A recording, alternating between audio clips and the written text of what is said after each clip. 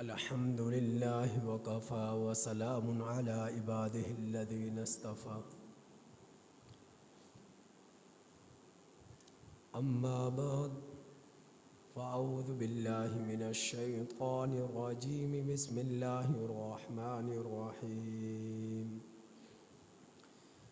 يا أيها الذين آمنوا لا تقولوا راعنا وقولوا انظرنا واسمعوا وللكافرين عذاب أليم. وقال النبي صلى الله عليه وسلم لا يؤمن أحدكم حتى أكون أحب إليه من والده وولده والناس أجمعين. وقال النبي صلى الله عليه وسلم لا يؤمن أحدكم حتى أكون هواه تبعا لما جئت به. آمنت بالله صدق الله مولانا العظيم وصدق رسوله النبي الكريم ونحن على ذلك لمن الشاهدين والشاكرين والحمد لله رب العالمین. واجب الاحترام عزیز سامعین حضرات، ربیع الاول کا مہینہ ہے. جب ربیع الاول کا مہینہ شروع ہوتا ہے تو آپ دیکھیں گے ملک بھر میں جلسے جلوس نکلتے ہیں، تقاریر ہوتی ہیں، مجالس کا اہتمام کیا جاتا ہے، نبی کریم صلی اللہ علیہ وسلم کی پیدائش ولادت کا تذکرہ ہوتا ہے.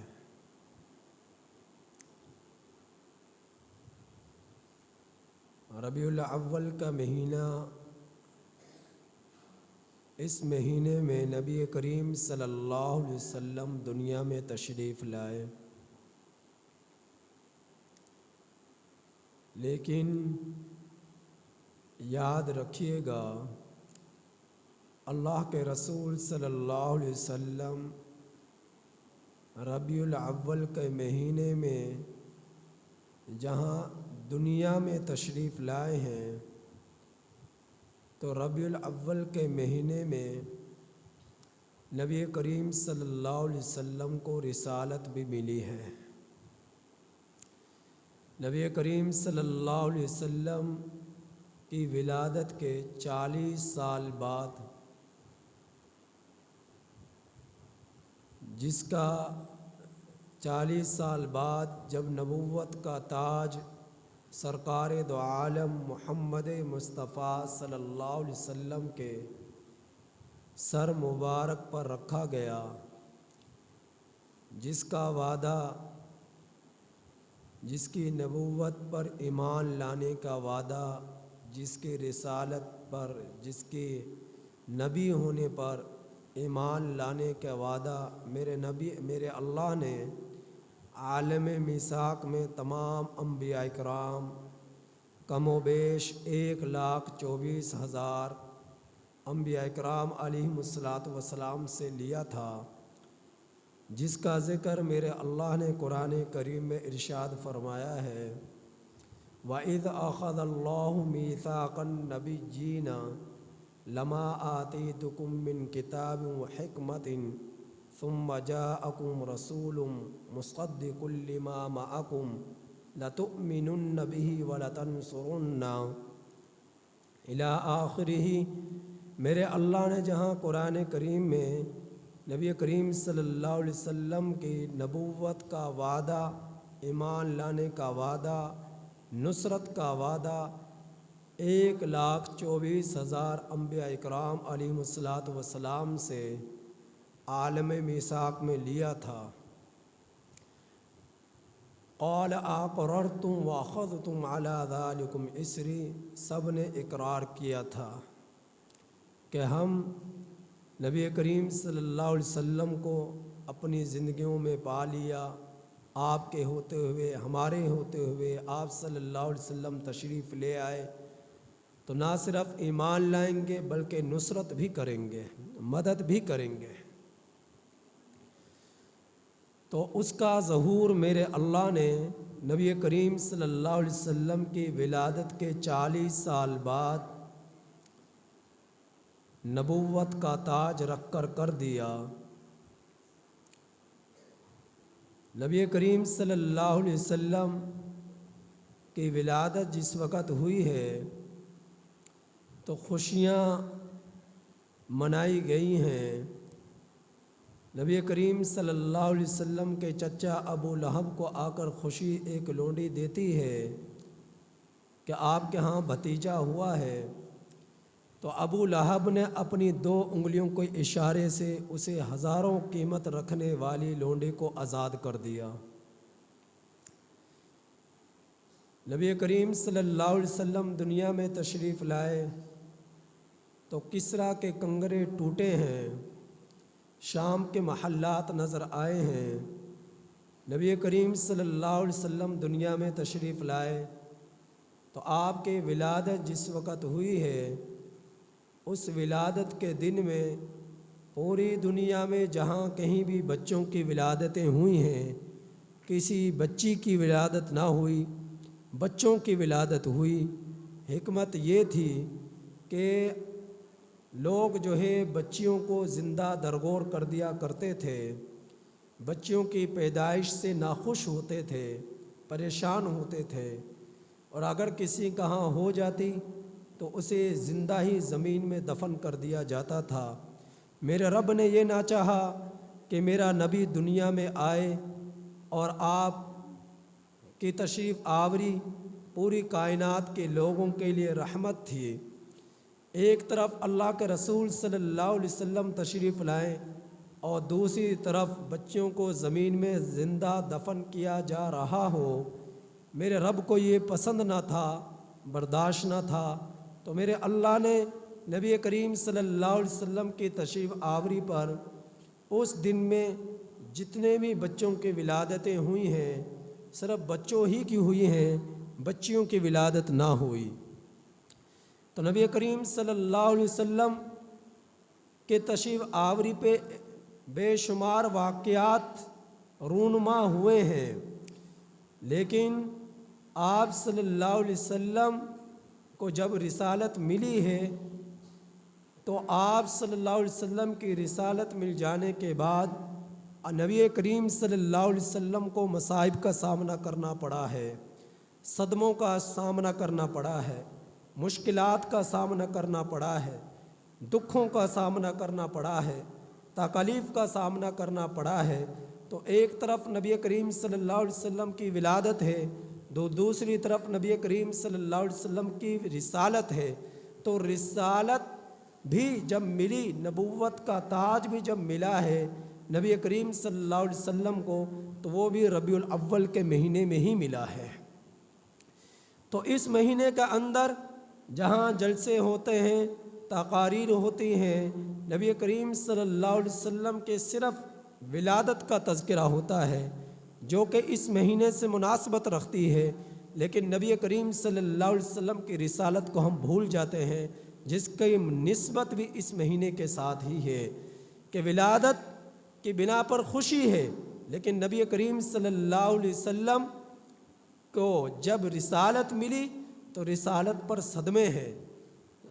ہیں۔ میرے نبی نے فرمایا کہ مجھے رسالت مل جانے کے بعد جتنے صدموں کا سامنا کرنا پڑا، جتنی پریشانیوں کا سامنا کرنا پڑا، جتنی تکالیف کا سامنا کرنا پڑا، مجھ سے پہلے جتنے بھی انبیاء اکرام علیہم الصلاۃ والسلام تشریف لائے ان میں سے کسی کو بھی اتنے صدموں کا، مصائب کا، دکھوں کا، غموں کا، پریشانیوں کا، تکالیف کا سامنا نہیں کرنا پڑا۔ حضرت فاطمہ الزہرا رضی اللہ تعالی عنہ فرماتی ہیں کہ نبی کریم صلی اللہ علیہ وسلم کی جدائیگی سے جو ہمیں صدمے ملے، اگر وہ صدمہ دن پر ڈال دیا جاتا تو دن بھی اندھیرے میں تبدیل ہو جاتا۔ تو یہ مہینہ ایسا ہے جس میں ولادت بھی سرکار دو عالم محمد مصطفیٰ صلی اللہ علیہ وسلم کی ملی ہوئی ہے، اور رسالت بھی نبی کریم صلی اللہ علیہ وسلم کو ملی ہے، اور ہجرت بھی اسی مہینے میں ملی ہے، اور اسی طرح پر رحلت بھی اسی مہینے میں ملی ہے۔ تو نبی کریم صلی اللہ علیہ وسلم کی زندگی 4 چیزوں پر مشتمل ہے۔ آپ صلی اللہ علیہ وسلم کی ولادت سے لے کر دنیا سے پردہ فرمائے جانے کے بعد بنیادی طور پر 4 چیزیں ایسی ہیں جن کا سامنا حضرات صحابہ اکرام رضی اللہ تعالیٰ عنہم اجمعین کو کرنا پڑا ہے۔ ایک چیز سرکار دو عالم صلی اللہ علیہ وسلم کی ولادت ہے، دوسری چیز سرکار دو عالم صلی اللہ علیہ وسلم کی رسالت ہے، تیسری چیز سرکار دو عالم صلی اللہ علیہ وسلم کی ہجرت ہے، چوتھی چیز سرکار دو عالم صلی اللہ علیہ وسلم کی رحلت ہے، یعنی دنیا سے پردہ فرمائے جانا۔ تو ایک چیز کی بنا پر خوشی ہوئی ہے، اور یہ ہمارا ایمان ہے کہ جس کو نبی کریم صلی اللہ علیہ وسلم کی ولادت کی خوشی نہیں، وہ اپنے ایمان کی خیر منائے، فکر کرے۔ لیکن اس ولادت کے ساتھ ساتھ 3 چیزیں مزید ایسی ہیں، ایک رسالت، دوسری ہجرت، تیسری رحلت، یہ 3 چیزیں بھی ایسی ہیں جو نبی کریم صلی اللہ علیہ وسلم کو اسی مہینے میں پیش آئی ہیں۔ تو 3 چیزوں کا سامنا غموں سے ہے، جدائیگی سے ہے، صدموں سے ہے، اور ایک چیز کا تعلق خوشی سے ہے۔ تو ایک چیز کو ہم یاد رکھتے ہیں، 3 چیزوں کو ہم بھول جاتے ہیں۔ تو رسالت کی بنا پر صدمے ملے ہیں، غم آئے ہیں، اپنے بیگانے ہوئے ہیں، اور ہجرت جب ہوئی ہے، نبی کریم صلی اللہ علیہ وسلم کے بارے میں آتا ہے، آپ صلی اللہ علیہ وسلم پر جب غم کے پہاڑ ٹوٹے، صدموں کے پہاڑ ٹوٹے، تکالیف کا سامنا کرنا پڑا، لوگوں نے آپ پر اوجھڑیاں ڈالی، لوگوں نے آپ پر کچرا ڈالا، لوگوں نے آپ کے راستے میں کانٹے بچھائے، لوگوں نے آپ کو مجنوں کہا، لوگوں نے آپ کو دیوانہ کہا، لوگوں نے آپ کو مذمم کہا، لوگوں نے طرح طرح کے ناموں سے آپ کو پکارا، اور آپ کو تکلیف پہنچانے کی کوشش کی گئی۔ جب آپ صلی اللہ علیہ وسلم کے صدموں کی انتہا ہو گئی، تکالیف کی انتہا ہو گئی، پریشانیوں کی انتہا ہو گئی، پھر میرے رب نے حکم دیا، اے میرے نبی اب آپ نے ہجرت کرنی ہے مکہ سے مدینہ المنورہ کی طرف۔ نبی کریم صلی اللہ علیہ وسلم مکہ سے ہجرت کرتے ہیں، مدینہ کی طرف جاتے ہیں، جاتے ہوئے مڑ کر نبی کریم صلی اللہ علیہ وسلم کعبۃ اللہ کو دیکھتے ہیں، پھر اللہ سے فرماتے ہیں کہ اے اللہ تیرا گھر چھوڑنے کو دل نہیں چاہتا، لیکن کیا کروں، یہاں کے ظالم لوگ مجھے یہاں رہنے نہیں دیتے، یہاں کے رہنے والے ظالم لوگ مجھے یہاں رہنے نہیں دیتے، تو تیرا گھر چھوڑنے کو دل نہیں چاہتا۔ تو یہ ہجرت نبی کریم صلی اللہ علیہ وسلم کے لیے کرنا ایک بہت بڑے صدمے کا باعث تھا، صدمے کا ذریعہ تھا۔ لیکن ہجرت نہ کرتے تب بھی کوئی چارہ کار نہ تھا کہ ادھر مکہ والے ستا رہے، پریشان کر رہے، تکلیفیں دے رہے، اور جب مکہ میں جب تک رہے خاموش تبلیغ تھی، مکہ میں جب تک رہے اور خاموشی کے ساتھ عبادات تھی، مکہ میں جب تک رہے جہاد نہ تھا، مکہ میں جب تک رہے عقائد پر گفتگو تھی۔ جب نبی کریم صلی اللہ علیہ وسلم مکہ سے ہجرت کر مدینہ المنورہ کی طرف تشریف لے گئے، پہلے کیا تھی؟ خاموش تبلیغ۔ مدینہ میں آئے اعلانیہ تبلیغ، مکہ میں تھے چھپ کر عبادات، مدینہ میں آئے کھلا عبادات، مکہ میں تھے ظلم اور ستم کو برداشت کر رہے، مدینہ میں آئے پھر جہاد کا حکم ملا، اجازت ملی۔ نبی کریم صلی اللہ علیہ وسلم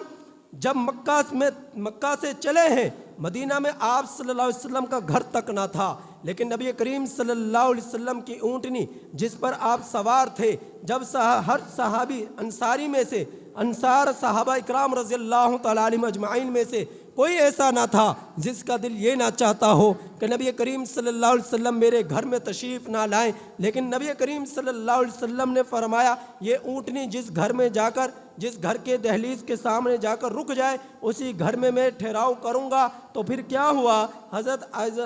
ابو ایوب انصاری رضی اللہ تعالی عنہ کے گھر کے سامنے جا کر وہ اونٹنی جا کر بیٹھتی ہے، اور آپ صلی اللہ علیہ وسلم نے اس صحابی رسول کے گھر کے اندر قیام فرمایا۔ پھر کیا ہوا؟ نبی کریم صلی اللہ علیہ وسلم نے نبوت ملی ہے 40 سال کی عمر میں، اور بقیہ زندگی جو رہ گئی وہ 23 سال کا زمانہ ہے۔ 23 سال کے زمانے میں میرے نبی کو جہاد کی اجازت ملی، کھلم کھلا تبلیغ کی اجازت ملی، نبی کریم صلی اللہ علیہ وسلم کو احکامات ملے، نماز ملی، ماہ رمضان ملا، نبی کریم صلی اللہ علیہ وسلم کو احکامات اور مسائل ملے، بے شمار مسائل سے نوازا گیا نبی کریم صلی اللہ علیہ وسلم کی۔ یہ ہمارے ایمان کا حصہ ہے، پوری زندگی نمونہ ہے۔ لقد جاءکم رسول اللہ فی اسوۃ حسنہ، نبی کریم صلی اللہ علیہ وسلم کی زندگی ہمارے لیے نمونہ ہے کہ آپ صلی اللہ علیہ وسلم کی زندگی میں جو کر گئے ہمارے لیے وہ نمونہ ہے۔ ہم نے زندگی اس طرح گزارنی ہے۔ لیکن میرے بھائیوں، نبی کریم صلی اللہ علیہ وسلم کی زندگی میں کچھ چیزیں ایسی تھی جو نبی کریم صلی اللہ علیہ وسلم کی ضرورت تھی، کچھ چیزیں ایسی تھی جو نبی کریم صلی اللہ علیہ وسلم کی خصوصیت تھی، کچھ چیزیں ایسی تھی جو نبی کریم صلی اللہ علیہ وسلم کے ساتھ خاص تھی، اور کچھ چیزیں ایسی تھی جو امت کے لیے رشد و ہدایت کا ذریعہ تھی۔ تو میرے نبی نے فرمایا کہ کیا فرمایا کہ میری سنت پر عمل کرو اور میرے خلفائے راشدین کی سنت پر عمل کرو، خلفائے راشدین المہدیین، کہ میری جو سنت ہے خلفائے راشدین عمل کریں تو وہ جو عمل کرے اس پر عمل کرو گے تو وہ بھی تمہارے لیے سنت ہے۔ نبی کریم صلی اللہ علیہ وسلم یہ بتلا کر چلے گئے۔ تو نبی کریم صلی اللہ علیہ وسلم کی تمام زندگی پر عمل کرنا یہ ہمارے لیے ضروری نہیں، کیونکہ کچھ چیزیں آپ صلی اللہ علیہ وسلم کی خصوصیت ہیں، کچھ چیزیں آپ صلی اللہ علیہ وسلم کی جو ہے ضرورت ہے، اور کچھ چیزیں ایسی ہیں جو امت کے لیے عمل کرنا ضروری ہے اور سنت ہے۔ تو جس طرح کہ نبی کریم صلی اللہ علیہ وسلم نے 11 شادیاں کی، 11 شادیوں میں سے 2 لونڈیاں تھیں، 9 آزاد تھی۔ 2 لونڈیوں میں ایک حضرت ماریہ رضی اللہ تعالی عنہا ہے، دوسری حضرت ریحانہ رضی اللہ تعالی عنہا ہے۔ دونوں کا وصال نبی کریم صلی اللہ علیہ وسلم کی زندگی میں ہوا۔ 9 بیویاں جو ہے آپ صلی اللہ علیہ وسلم کی زندگی میں حیات تھی، آپ صلی اللہ علیہ وسلم دنیا سے تشریف لے گئے، لیکن خلفائے راشدین کے زمانے میں کسی صحابی نے، کسی تابعی نے، کسی تبع تابعین نے 4 کے ہوتے ہوئے 5واں نکاح نہیں کیا۔ نبی کریم صلی اللہ علیہ وسلم کی یہ ضرورت تھی۔ اب کوئی شخص جو ہے 4 کے ہوتے ہوئے 5ویں سے نکاح کرے تو پھر امام اعظم ابو حنیفہ رحمۃ اللہ علیہ نے یہ مسئلہ سمجھایا، بقیہ 4 بھی اس کے لیے حرام ہو جائیں گی،